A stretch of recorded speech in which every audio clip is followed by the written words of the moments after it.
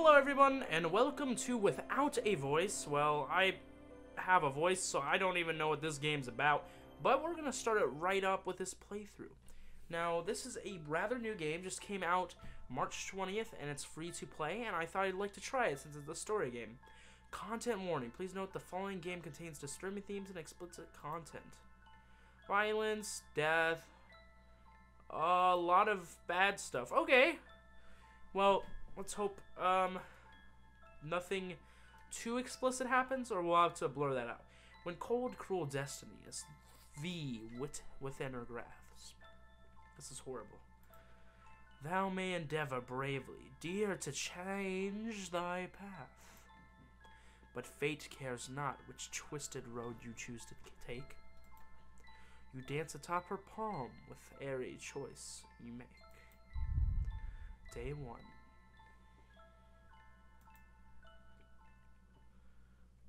It was a morning like any other.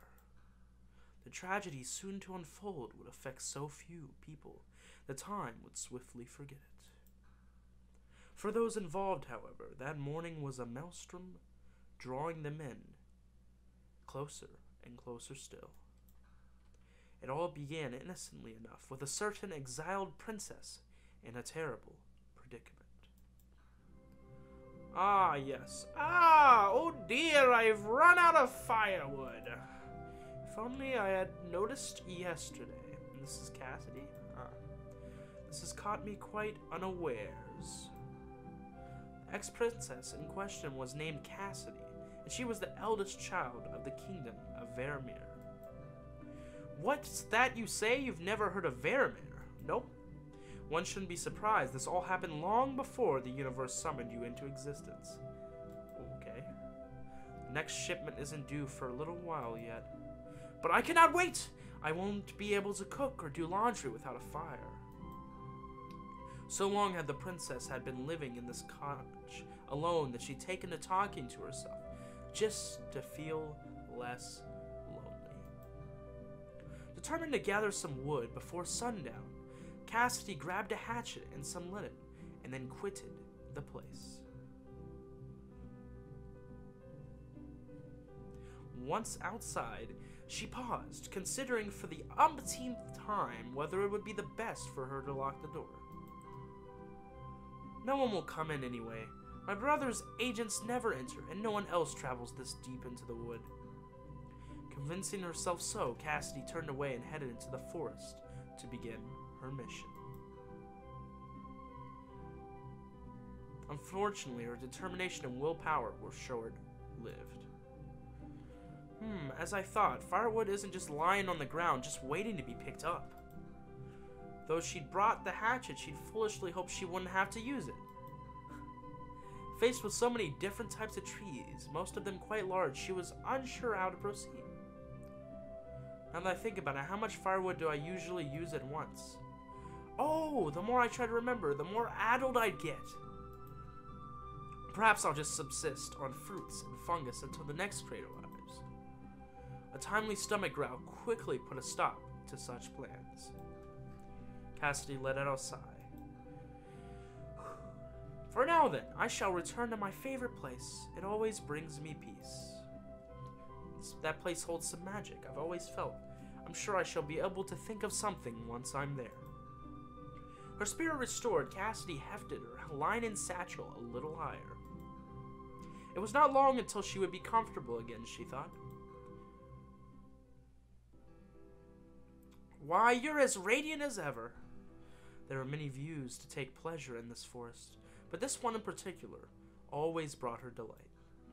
Though she had lived here now for some seasons, the tree before her seemed never to change. I don't know much about wisteria. Are they meant to stay in bloom year-round? Perhaps the winters here are mild. Wisteria shall wither, not when flakes of winter fall. Yet all must someday perish while heeding nature's call. But nature wields not power o'er us all. A clear wind chime voice caught Cassidy's attention. Cassidy's heart stuck in her throat as she followed the sound and caught sight of the woman sitting there. She'd never before seen a woman so breathtakingly beautiful. My apologies for interrupting your poem, madam. It was only a couplet. You did not interrupt so much as improve it. Oh, then all the better. But it is not safe to be so deep in the wood. Tarry not. I live here. It is quite safe, I assure you. I dare say I have lived here much longer than you have. No harm has ever come to me in these woods. Perhaps our experiences merely differ. Certainly, I concede your point. Cassidy paused a long while, unsure of how to carry on the conversation. How strange. I used to make small talks with all the courtiers as if it were nothing. Has time truly affected me so? You say you live here? I do. I have never seen you. I'm quite sure of it. I would remember someone like you. Whereabouts do you live, if you do not mind my asking? Hardly a stone's throw from where we now stand. A stone's throw. How can that be? I suppose she does not wish to expose where she lives to an utter stranger. That is reasonable. She seems to be quite on her guard. I envy your view of this lovely place. Do not envy me. What could that mean? How droll. Oh, where are my manners? My name is Cassidy. I, too, live nearby. You may call me Elowen. Elowen. What a lovely name. Besides, I was already aware that you lived nearby. What? How? I've seen you before, albeit from a distance. You come here often. Oh dear, I must have been making a complete fool of myself. I am sorry that you've had to witness that. Cassidy thought back to all the complaining she'd done under this tree. And all that time, she'd sullied herself trying to gather fruit. There are many other truly mortifying memories. She stared at the ground in shame. When she looked up, however, Elowen was smiling. Cassidy felt her tension wane. So what brings you back to this place? I wanted to calm myself. Calm yourself? What for? What could possibly cause you distress? What a sour tone. Does she think I just daydream and laze about all day? Many things. I'll have you know that at the very minute. I am on a mission that might mean the difference between life and death. Oh, and yet you dally here. What could this mission involve, pray tell? I see my presence is not wanted here. I shall return to my search forthwith. Just as she was about to turn away and leave Elowen and the wisteria tree behind, Cassidy heard Elowen laugh softly. It was a bewitching sound. I see I have offended my lady. No offense was meant, I can sure. Really? Truly, I've never wished to cause you pain. Tell me of your mission.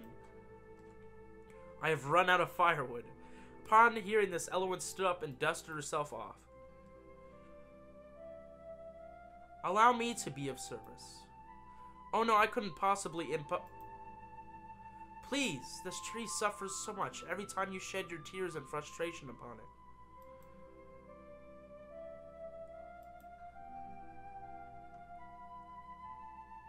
Yet despite her abrasive words, Elowen was tirelessly helpful. It was she who taught Cassidy to gather smaller bits of kindling, and to use the hatchet when that proved insufficient. If you wrap these smaller branches together, they shall burn just fine. I see. Oh, I am certainly glad to not have to chop down a whole tree. I was worried about that. Yes, once felled, a tree can never rise again. Take of them their fruit, their branches, but spare them their roots and lifeblood. Lifeblood? Do trees have blood? This forest is quite old, you know. I wish it would stay forever this way, but man has trouble leaving things be. The disparity between Elowen's indifferent expression and the biting tone of her voice made Cassidy's heart ache. She must have had a bad experience. We humans are meddlesome things, aren't we? Perhaps I'm making too light of her feelings. I thought that was rather an intelligent thing to say. You truly love this forest. Yes, in fact, I feel that I am part of it, and it is part of me. How beautiful. The two continued through the forest, gathering wood and passing the time with easy conversation. As they walked leisurely, the sun began to sink. So too did the satchel of wood over Cassidy's shoulder sag. It seems that you've gathered plenty of wood now. Surely that will be enough. Ah, you're right. The time had quite gotten away from the exiled princess. Now that their afternoon together was coming to an end, Cassidy was afraid. Afraid and hopeful, which was perhaps more dangerous still. Then, excuse me, Miss Elowen. Yes? Might we meet again? You've no idea how happy I am to meet another person living in this wood. And a woman at that. Yet the expression on Elowen's face showed that she had in fact some idea. I was about to suggest the same. You might find me in this area most afternoons. I see. Then, until tomorrow. With that we meet so soon, my lady. With that, Elowen bowed and left. Her steps make almost no sound. What a graceful woman. Not just beautiful, but elegant and smart. As she walked back to her cottage, so filled with the thoughts of Elowen was her head, that Cassidy forgot all about her fatigue and the weight of her burden. She certainly is opinionated, but she must have so much more experience living independently than I. I hope I am not a bother to her. And with that, the once princess returned home, blissfully unaware of the roots that were this very moment grabbing hold of her heels and pulling her beneath.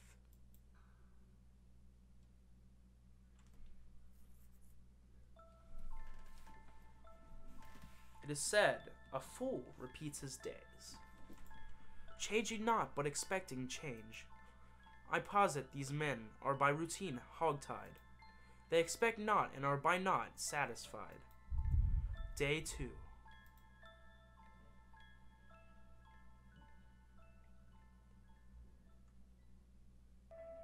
There was a sort of melancholy one feels when closing a book for the final time, feeling its last words wash over you as you leave its world and return to your own life.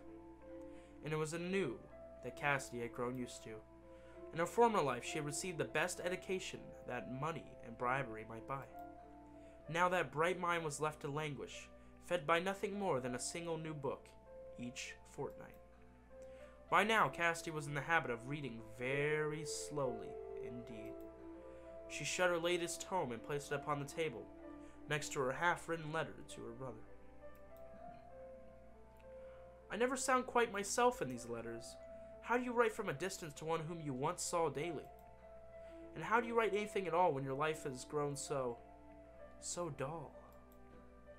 She decided to pin a few more sentences on how moved she felt after reading the book and how profoundly distressed she was by the ending of it. Family is important, but so too is recognizing the value of what you have before it is too late. If only the king had realized what a wonderful daughter he had. And I hope that you realize how much you are loved by me, your one and only sister. She paused, overcome by sheer feeling, and decided to keep that final bit to herself. It was too desperate for comfort, and Princess did not whinge so. No, that won't do at all. How unbecoming. With a sigh, Cassidy stared at the crackling fire. She had more than enough firewood, not to last until her next shipment of it. The sight reminded her of Elowen. I wonder what Elowen is doing at this very moment. She could not fathom the day-to-day life of such a mysterious personage. Was utterly beyond her imagination. Her curiosity so engaged, it was now impossible to ignore. And so the fair Cassidy resolved herself to take a walk and casually seek the other women out. Women out, women. Perhaps I'll even stumble across where she lives today. Wouldn't it be exciting to surprise her at her home? It's creepy. Thinking nothing at all of how inconvenient, how overly forward and impertinent it might be, she departed immediately. Once outside, Cassidy took in a deep lungful of crisp forest air. How lovely it is today, hardly a cloud in the sky. She took measured steps into the forest, constantly scanning the area around her, on the lookout for this elusive domicile. Might Elowen live in a cottage like mine? She's so elegant, I can imagine her doing housework. Then again, I could hardly imagine myself doing housework not so long ago. Oh, how times change a person. Cassidy reached her beloved wisteria tree before long, and eagerly drank in the sight of it. She ran up to the tree and encircled it with her arms as if meaning to embrace it. Hello, dear tree. You are looking as lovely as ever today, though a certain someone sits not beneath your boughs this afternoon. She leaned to one side and then another, looking around the tree into the forest to see if that she might spy a window or the billowing of chimney smoke. Sadly, she could make out only more trees. I can't suppose that Elowen lives in a treehouse, does she? Certainly not. Oh! Startled, Cassidy jumped, her foot catching unhappily on one of the tree's roots, sending her flailing forward. I'm gonna make sure to save. I didn't even know you could save, but apparently you can. Careful. Elowen's arm shot out at once, her vice-like grip snaring the once princess just in time. Elowen's touch was so cold, yet her movements decisive. Cassidy's heart raced. Was she truly worried for me? It took Cassidy several moments to regain her composure. Elowen, too, looked a bit shaken. Thank goodness you arrived when you did. Though, truth be told, if you hadn't stirred me so, I would not have fallen. Is that so? I shall endeavor to be less frightening in future, then. Oh dear, she may have mistaken my meaning. I was only trying to cover up my embarrassment. Perhaps Elowen was joking. That is not necessary. I don't understand what you mean. I certainly don't think you're frightening. Oh, your earlier words seem to suggest otherwise. I was merely... Oh, never mind. How confusing you are. Still, how curious it is for us to be meeting here again. You come here often. I live nearby. What is curious about it? I'm merely saying that it's serendipitous. It must be fate. Fate has nothing to do with it, I assure you. Oh, but it's so much more romantic to think of it as fate. I can think of nothing less romantic than fate. Perhaps this is something not yet possible for you to understand. Don't speak as though you're much older and wiser than me. Elowen laughed a little. How old are you anyways? How old do you think? Cassidy stared at Elowen, gazing deeply into her eyes as if she might find the other woman's secrets there. Older than I first thought, perhaps. A wise answer. Elowen tipped her head slightly, the motion seeming to indicate a desire to walk on. Cassidy was only too happy to comply. Together, the two women strolled. Their time together was marked by companionable silence. Cassidy, never before a quiet girl, was desperate to fill it, but what conversation might pique Elowen's interest was unclear. She peered shyly at Elowen's face and profile, so striking or noble did it seem. She has the air of an aristocrat. What could someone like she be doing living in the forest? Then again, am I not in the same position? Perhaps it's something she finds difficult to speak of. An icy gust of wind whistled through the clearing, causing Cassidy to shiver and rub her bare arms. The sun will be setting soon, and it will grow colder. Perhaps you should... It was then that the question Cassidy had been ruminating on over all afternoon burst forth. Would you like to come to my cottage? Elowen appeared quite overcome. Is that wise? Whatever do you mean? How can you extend such an invitation to one such as me whom you hardly know? You are entirely too trusting. I'm surprised at you. Two solitary women out to stick together out in the wilds. Besides, who else have I to invite? I sometimes feel quite lonely out here. Don't you? Elowen turned her head slightly and gazed in the forest behind them, as if peering at someone only she could see. Loneliness, then. I see. Very well, I will take you up on your offer. Though puzzled by Elowen's hesitation, Cassidy was overjoyed that her invitation had been accepted. There was a spring in her step as she led the other woman to her home. Bom, bom, bom. It was only in front of the college that Cassidy suddenly understood what an impetuous thing it was that she was doing. Is the house clean enough? She could not seem to recall when she had last swept or aired out her bedding. Is this where you live? Yes. It's charming. Thank you. I wish I could take more credit for that. The house was here long before I arrived. Even the furniture is not truly my own. Still, it suits you. Thank you.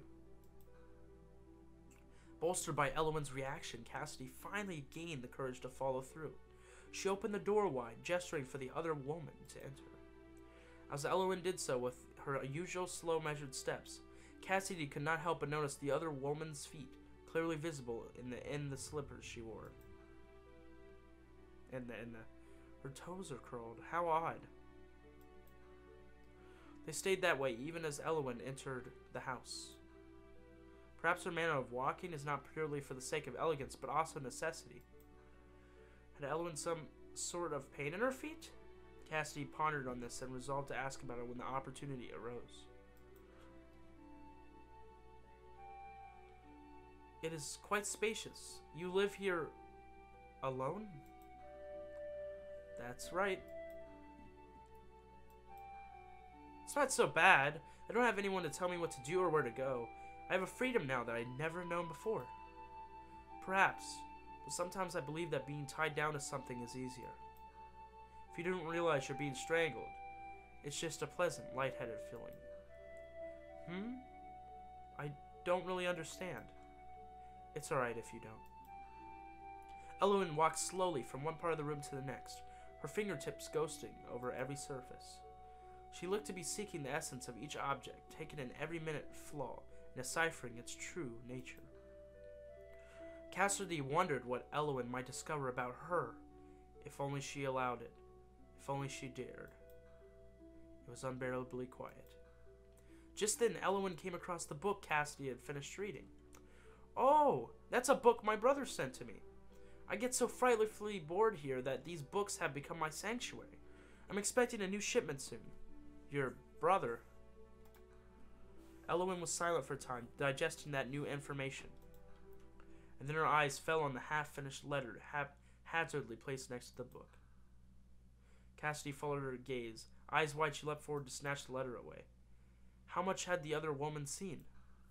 She colored in mortification. Your brother is far away from here. Yes. Is it beautiful, the place where you once both lived? I have not once seen its equal. More beautiful than this cottage prison of yours. Cassidy could not hide her surprise at Elowen's poisonous choice of words, nor could she hide her sudden tears.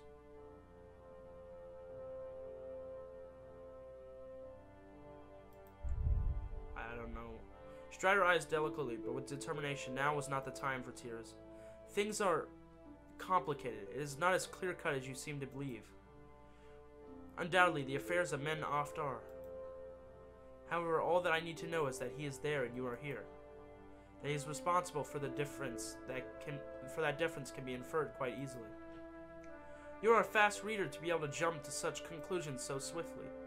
I am not unhappy here, Elowen. Can you say that truly? With an unclouded heart? Elowen peered into Cassidy's eyes, and their gazes held like two magnets pulling each other in closer and closer still. Yet Cassidy could not do it. She could not look Elowen in the eye and tell an untruth. Elowen looked to the window. It is gotten dark. Oh my! How rude of me! I have not offered you tea or any refreshment. Do not trouble yourself on my account. I must away. I did not mean to impose for so long. You are hardly an imposition. You are kind and good. Cassidy's face lit up. Kind and good things do not survive long in a world such as ours. And just as quickly as it had come, the sudden rush of delight left her. Bowing her head, the other woman was out the door and gone, leaving hurt and confusion in her wake. When she looked out the window to glimpse the same view that Elowen had just beheld, what Cassidy saw before her was but a bleak uncertainty. Without wisdom or experience, storms shall ill-weathered be. But when you are nearby, dear one, no storms can bother me. Day 3.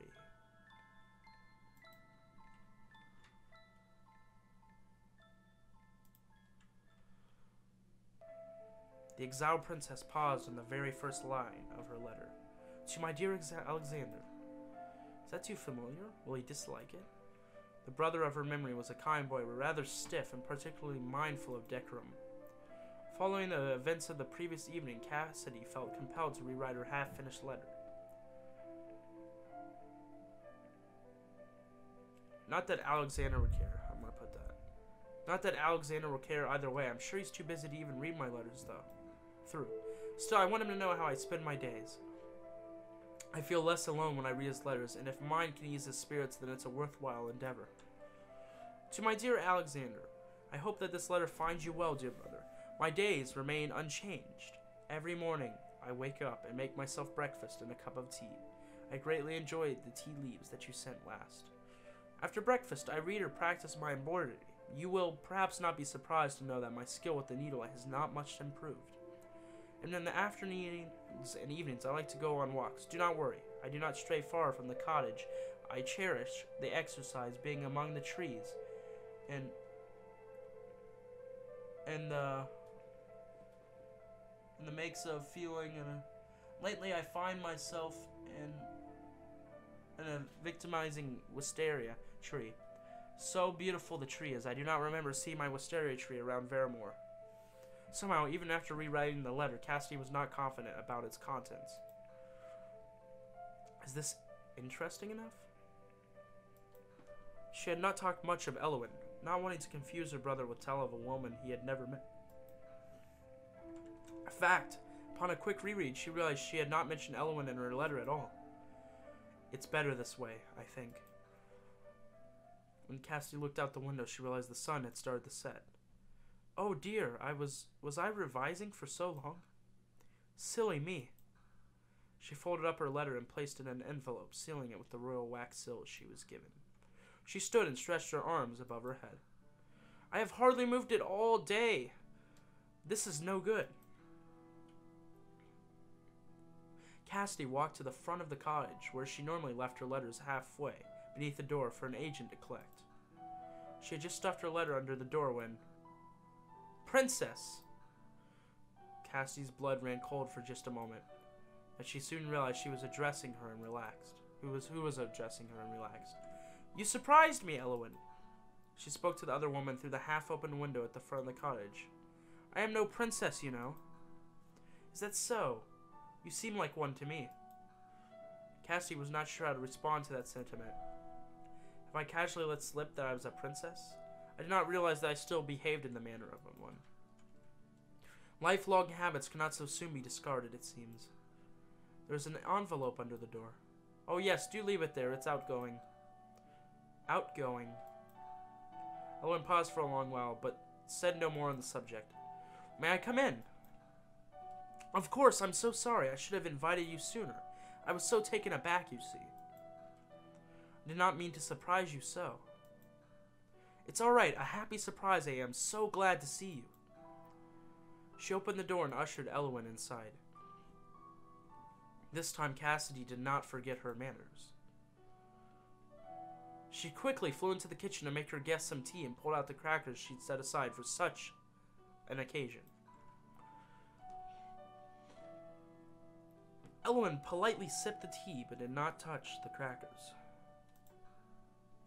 I suppose she has already eaten.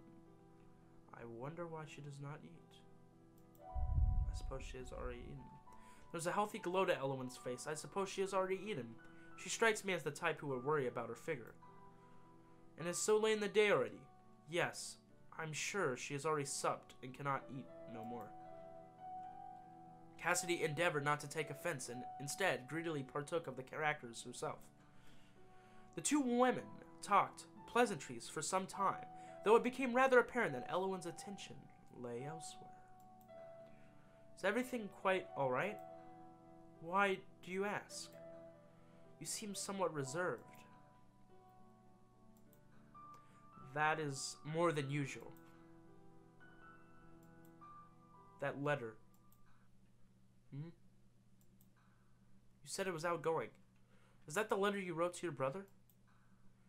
Oh yes. If I leave the letters there, someone will come collect it. Someone? How can that be? You're not going to town to have your mail delivered? She was at a loss as to how to explain. Cassidy herself knew that her situation was extraordinary. You see, though I live alone, I am well taken care of. My brother provides everything. Every fortnight or so, his agents deliver food and supplies to me. Someone is around to collect my outgoing letters once or twice a day. I only ever send my brother letters, of course. I was not wrong when I said this place was like a jail. Why do you live here alone when he clearly has enough resources to take care of you? Cassidy shifted uncomfortably in her seat. Elowen's eyes seemed not to look at her so much as bore into her soul. Cassidy felt judged and deemed unworthy, though she had not yet responded to Elowen's inquiry. No matter how she phrased it in her head, it sounded awful. I'm here for my own safety. She took a deep breath. When you called me princess earlier, you were not far off from the mark. I once was a princess, though I am no longer. After my father, the king's death, I was to inherit the throne, but our barons in parliament voted no confidence. Worse, I was then handed trumped-up charges of treason. I very well could have been executed. Instead, my younger brother intervened on my behalf. So you are alive, in exile, but alive. The former princess surprised herself at the depth of her own feelings, at the desperation with which she tried to convince herself, especially herself, that this was for the best. How can you be so positive? What? You speak so fondly of your brother when he is the one who exiled you, who left you here to rot in isolation. It's not like that, Elowen. What part of what I said is false? Tell me. It's not that simple. It is not Alexander's fault. She found herself repeating her thoughts on the matter mechanically, things she only half believed. She had said all these things before. It seems she no more believed them now. As a result of your dear Alexander's intervention, you were exiled, were you not? Who's to say he was not responsible for the unfavorable vote in the first place? Why would he do that? What would he have to gain? I know that it seems unfair, but I have come to terms with it. Matters of court are never black and white. I am lucky to have left the castle with my life. I previously stated that my belief that you are kind and good. I have now revised my opinion. You are a blind fool. As I am mute, you are blind. Altogether too blind to the selfish ways of the world. What is your meaning? It's nothing. Believe in your brother all you wish, but you cannot deny that there is a truth to what I've said. Elowen rose from her seat in one swift movement and then headed for the door. Good night, princess. I am princess no longer. Mock me not, I beg you. Just like that, she was gone, disappeared into the dark. Cassidy wrapped her arms around her torso, hugging herself for comfort in the wake of Elowen's sudden, indignant anger. Feeling comfort none, the former princess squeezed her eyes shut. Oh, Elowen, why?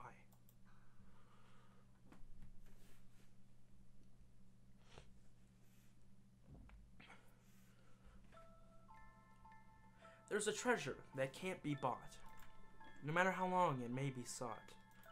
It is something priceless, yet free. I speak, of course, of an apology. Day 4.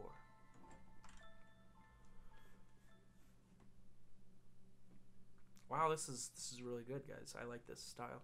After a restless sleep, Cassidy awoke to the sun's harsh rays. She stretched, arching her back to release the tension there. Finally, her gaze went to the front door. There was a distinct lack of a letter beneath it. They must have come in the night. How diligent my brother's agents are. You are a blind fool. All at once, the memories of her argument with Elwyn nearly knocked the wind out of her. I cannot believe I divulged such secrets to someone I barely know. Cassidy was puzzled both at herself and at Elwyn's odd behavior. What a shock that was. What a shock that was. I had thought her a refined, elegant personage, but her rage was palpable and quite unseemly. Must ask about her own life. We know so little about each other. It's no wonder she would react that way. One can only draw conclusions based on what one already knows. Presently, there was a knock at the door. Given how long it had been since her last shipment, as well as the fact that Ellen was far more likely to announce her presence with her words, Cassidy could draw but one conclusion. She waited nearly 10 minutes before opening the door. It was protocol. She knew not who her brother sent, and it was unclear whether they knew whom they were delivering to. The royal family of Vermeer had a distinctive look to him. It would not do for too many people to know who she was, or that a former princess dwelled here. When she finally allowed herself to open the door, she found a large wooden crate not unlike the previous ones. Sitting atop the crate's contents was a sealed envelope. Cassidy instantly recognized the severe cursive. To my sister, I am glad to hear that you are adjusting well to life at the college. Doubtless there are many things that challenge you given your former life, but we must all make the best of things. I know that you have too much time on your hands, so I've been sure to enclose more books for you to read. You may one day be called upon to marry well for the advantage of king and country. As such, it is of the utmost importance that you keep your mind sharp and your hands unidle. The last part seemed to have been written later, as the script looked slightly different. I think of you often, and I worry about you more often still. Be safe in the forest and keep to yourself, though I know that is difficult to you. Please await my next letter. I remain your loyal brother, A. She read over the letter many times, trying her best to glean affection from it. Haha, Alexander has always been a little awkward. I'm sure that last bit was added with some reluctance after one of his advisors chastied him for the content of his letter. She smiled and ran her fingertips along the part that read, I think of you often. But then she remembered the sentence about marriage. That's why he kept me alive? I'm gonna say that. Could this be the reason he kept me alive? Only to be an advantageous pawn? The thoughts ate away at her, and Cassidy fought back tears. Her brother had never been so blunt about his intentions before. The letter did not raise her spirits as much as letters from Alexander usually did. The implication of it weighed on her. Of course I must be useful to the kingdom somehow. Why else would I be alive, if I could be of use, even as a disgraced princess? Cassidy sighed. She could not finish that thought. All of a sudden, Cassidy wanted nothing but to see Elwyn again. I will seek her out. I must.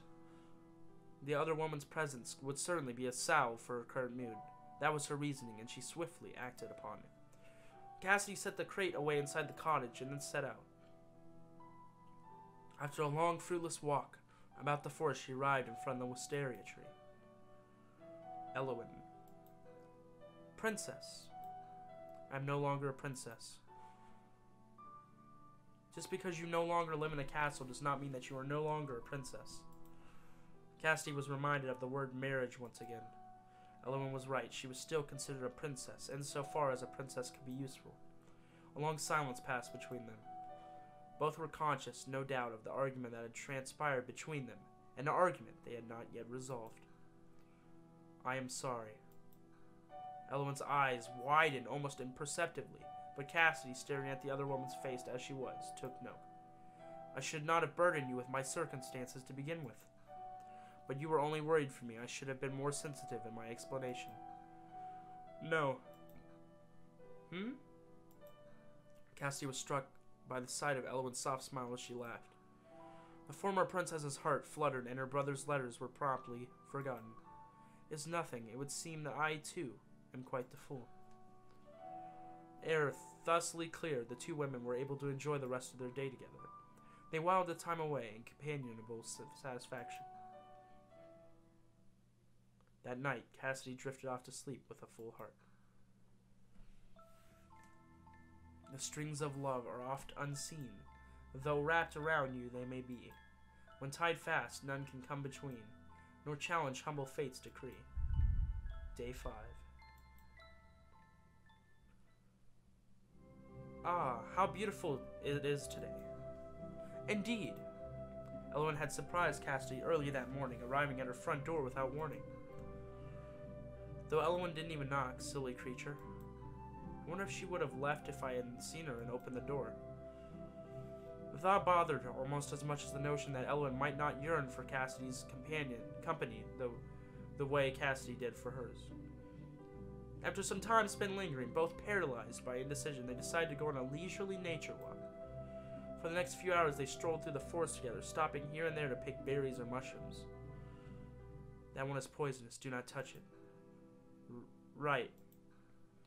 Cassidy drew her hand back in mortified alarm. It would not do for your lovely skin to be marred by poisonous spores. Cassidy hazarded a glance at the other woman's face, but Elowen looked as unflappable as ever. Poisonous.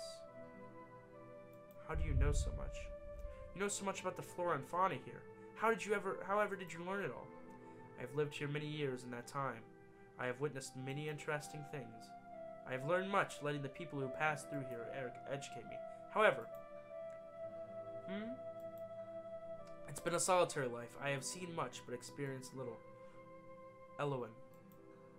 I have long felt like someone on the outside looking in on a world I could never touch.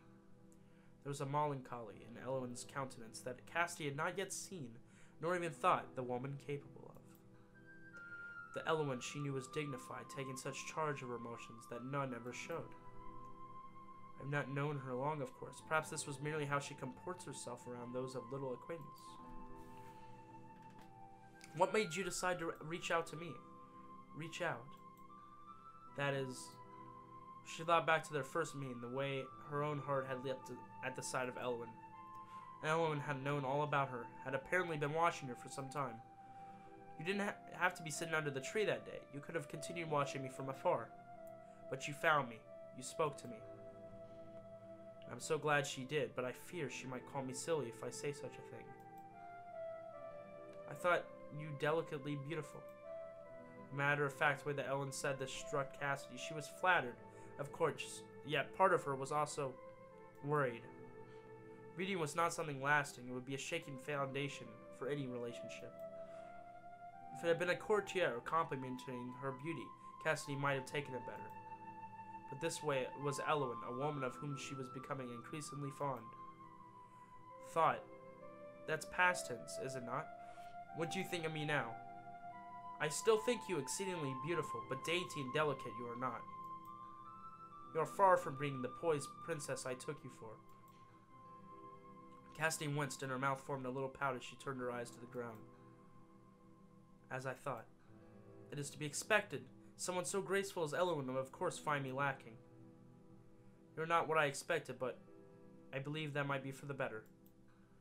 Slowly, Cassidy tilted her face up, her eyes growing large with disbelief. For the better. You are always exceeding my expectations. I wonder if the other people I allowed to come and go would have as well, had I let them so near. Well! It may be selfish of me, but I'm truly happy you let the others go. I'm glad that I'm the only person you allowed close. I'm sorry that makes me sound so ugly. No. No uglier than I. Suddenly, in Cassidy's eyes, Elowen looked so very haggard. She peered through the polished veneer and saw a woman who was tired and hungry. Are you alright? In a blink, Elowen appeared to be the same as always. I am fine. Even so, Cassidy could not shake the feeling that something was off. Are you quite sure? You seem tired. Elowen was silent for a long while. Yes. Perhaps. Perhaps I am tired. Forgive me, I am not used to the midday sun. It occurred to Cassidy that she had never seen Elowen in the morning before. Could you be something of a night owl? I hadn't supposed it.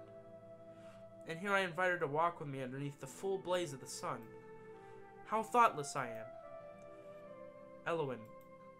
Yes? Why don't you stay with me at my cottage tonight? What? Well, I'm worried about you, and it can't be easy being a woman and living alone. She knew this best of all. I would be much more at ease if you would come with me tonight. Let us break bread together and while away the night in comfort. She was not expecting Elowen to accept, not Elowen, who had reacted so strongly to an invitation merely a few days earlier. And yet... Alright. Really? Would it be better if I returned to my home? No, I was just worried that you would not accept. I realize that's not very dainty to be so forward. At this, Elowen finally smiled. Cassidy's heart felt akin to an acrobat at the sight, doing backflips and pirouettes in joy. It would be my honor to accompany you. It may do us both some good. As ever, Cassidy was far too excited to hear the latter. Looking forward to a night with her new favorite person, she had already changed course and started along the path home.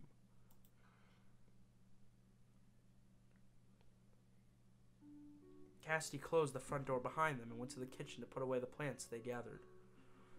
Is there anything I can help with? Leave it to me. Just have a seat and rest.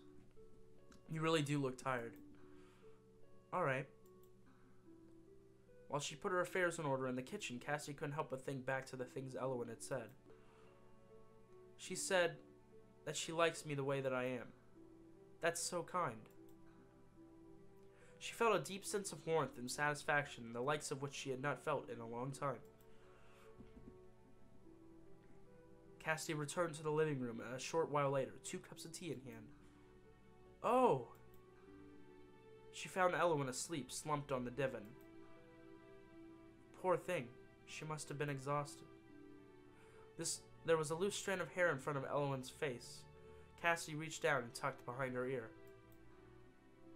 She looks so innocent when she's asleep. Chuckling to herself, Cassidy let Elowen rest and passed some quiet time reading by the woman's side. Night soon fell and the pair supped together. Elowen doesn't eat very much. No wonder she's so thin. Elowen, unaware of being observed so directly, delicately sipped a glass of water. Are you full? I am satisfied. You eat so little. I'm worried for your health. I eat enough. I do not like doing anything in excess. I see. Her tone left no room for argument. After dinner, Cassidy cleared the plates and things away and began to get the room ready for sleep. The cottage was not large. Her parlor had to double as her bedroom out of necessity. It was all well and good for a single person, but now that another had been added, Cassidy became acutely aware of the lack of space. There's only one bed. I do not mind sleeping on the divan. I already did earlier. Once again, I am sorry that I didn't wake you up. You just look so at peace. I could not bear to wake you. I am embarrassed to have allowed you to see me in such a state. I only fear. No, it is nothing. I will gladly sleep on the divan or the ground. I am not choosy. Well, that won't do at all. You're a guest. Cassidy gulped. Truth be told, she had one other, much preferable arrangement in mind. We could share the bed. There's room enough for 2. I notice you do not offer to sleep on the divan. Struck by her own lack of graciousness, Cassidy bit her lip, cowed into silence. I am only teasing. If you do not mind being so snug, I will be happy to share the space with you. Nothing would please me more than to be close to you. I mean, yes, wonderful. I shall fetch another pillow then. She flew out of the room to retrieve a spare pillow from the closet, face burning with embarrassment. Oh my god. We're not doing this, guys. We're not doing this, okay? This is yeah, we need to cut the clip right now, okay? Look, cut the clip, okay? Cut it.